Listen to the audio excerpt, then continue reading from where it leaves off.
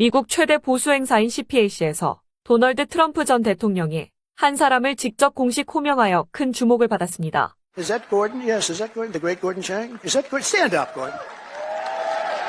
Wow. We have everybody here today.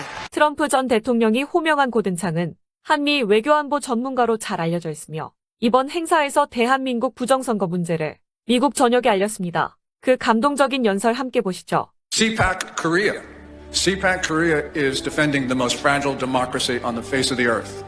In South Korea, leftists are trying to seize the government by removing President Yoon Suk-yeol.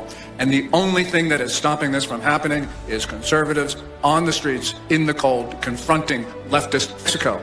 Their Cpac Japan is attacking leftism everywhere. Freedom warriors. We are now in a fight. We're in a fight between democracy and tyranny, between freedom and oppression, and between good and evil.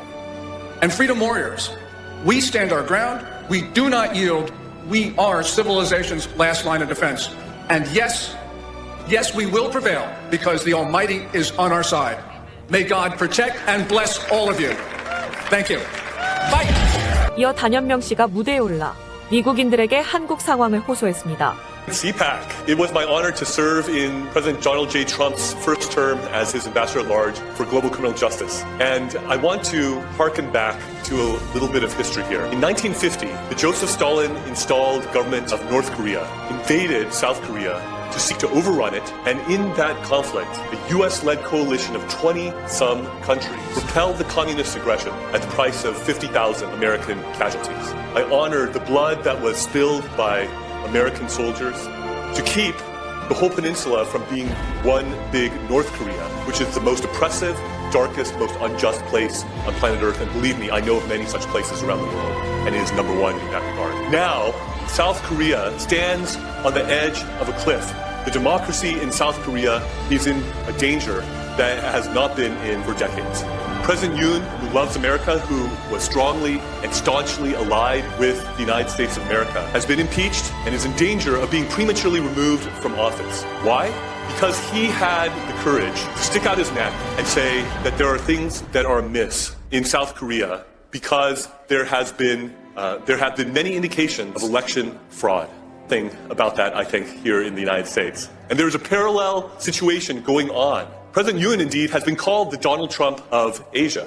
And he declared martial law in order to try to seize evidence in regards to the election cheating that he believes has run rampant and has given the Liberal Democratic Party in South Korea an overwhelming supermajority in South Korea that they have used in legislative tyranny to overrun the country, to give a haven to North Korean spies, to welcome the influence of the Chinese Communist Party. And they are rushing through a conviction process potentially before the Constitutional Court that if 6 justices on that court vote to remove him from office, he will be prematurely removed from office even though he was the duly elected president of Korea by the people of South Korea. They are rushing this through because his chief political rival who wants to supplant him as president, Lee Jae-myung, who has allegedly sent millions of dollars over to North Korea against U.S. sanctions and against the UN Security Council sanctions, who has aligned himself with North Korea and with the Chinese Communist Party, is himself accused of various crimes that if he is convicted, he would be disqualified from being a candidate for president of South Korea. So there is a legal and political race going on to try to convict and remove President Yoon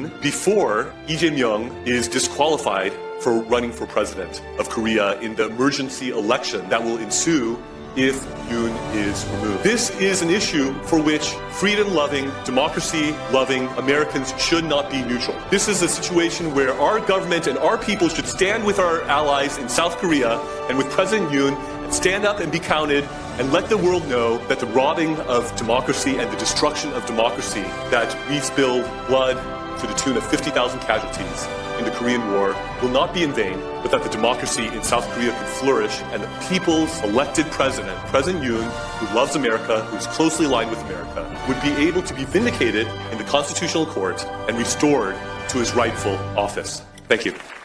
단연명 씨는 연설 외에도 행사 앵커들과 인터뷰를 하며 대한민국의 부정선거 문제를 미국 사회에 적극적으로 알렸습니다. Joining me now is the former ambassador at large of global criminal justice for President Trump. This is Morris Tan, and he had a very important job in the previous Trump administration. You focused on war crimes, crimes against humanity, genocide. Yes.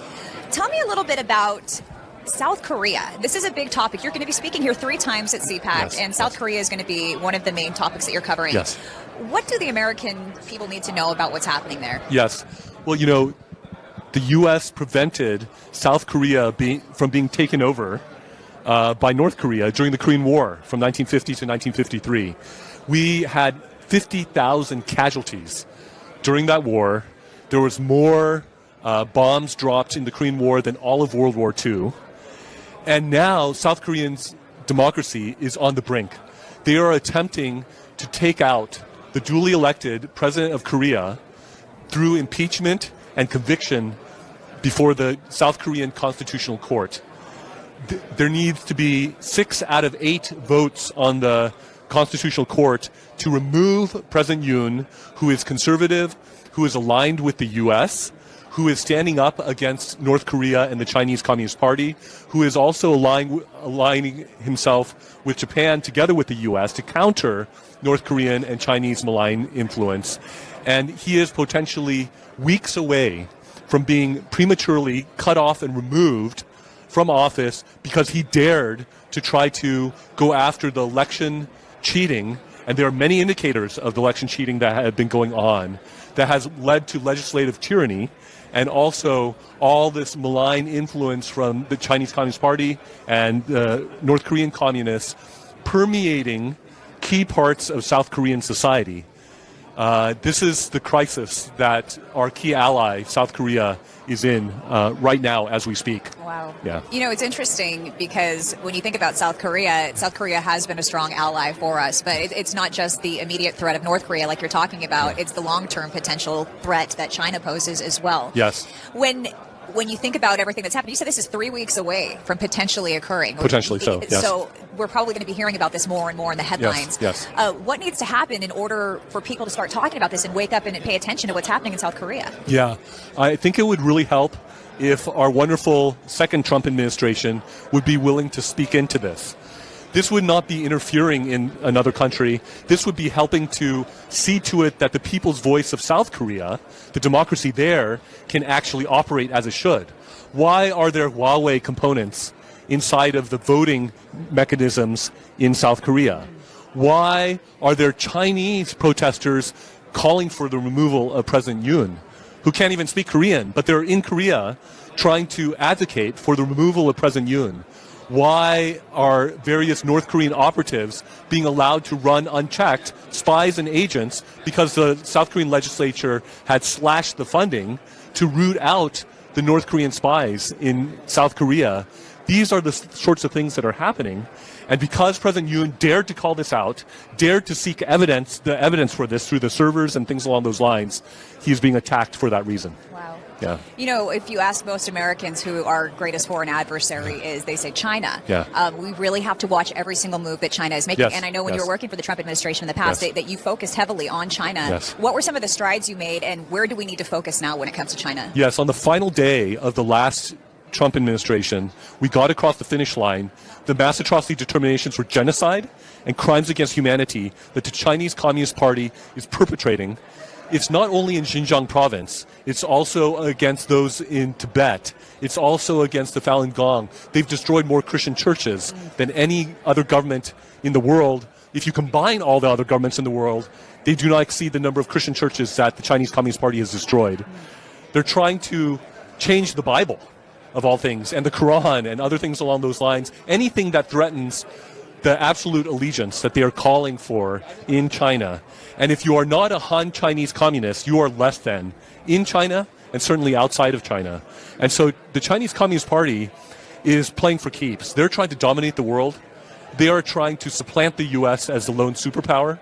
And we had many lines of effort in the Trump administration the first time around to counter the malign influence of the Chinese Communist Party. And I expect that the second Trump administration will continue on that. Well, thank you so much for speaking up about something that many people would not be as brazen as you to talk about. So thank you and keep up on the good work and keep us posted as well at RSBN. Thank you. Thank you. Glad to be with you. 민경욱 전 국회의원 역시 이 행사에 참여해 한국의 부정선거에 대한 심각성을 전했습니다. About 2 months ago, President Yoon Suk-yeol of South Korea, he declared martial law. His sole purpose was to clean up the election fraud from South Korea. Because of that, he was arrested, he's in prison, and he's on the verge of impeachment. 또한 스카이데일리 허겸 기자의 변호인으로 잘 알려진 박주현 변호사도 행사에 참석해 100장이 넘는 CPAC 코리아라는 책을 발매해 미국 사회에 한국 부정선거 문제를 알리고 도움을 요청했습니다. 행사 중 뜻밖의 해프닝도 있었습니다. MBC 기자가 CPAC 한국보수주의연합 회장 애니첸에게 인터뷰를 요청했지만 대표는 단호히 거절했습니다. 죄송합니다. 지금 저기로 안 하니까. 그 후 애니첸 씨는 곧바로 한국 부정선거를 알리는 행사에 참여해 MBC는 황당해했습니다. 애니첸 씨는 트럼프와 윤석열 대통령, 국방부 장관을 잇는 중요한 연결고리로 떠오르고 있습니다. 이번 CPAC 행사의 마지막 부분에 가장 큰 화제를 모은 것은 트럼프의 발언이었습니다. Now, by the way, we have a great gentleman. Speaking of China, will you please stand up? Gordon, stand up, please. Gordon China.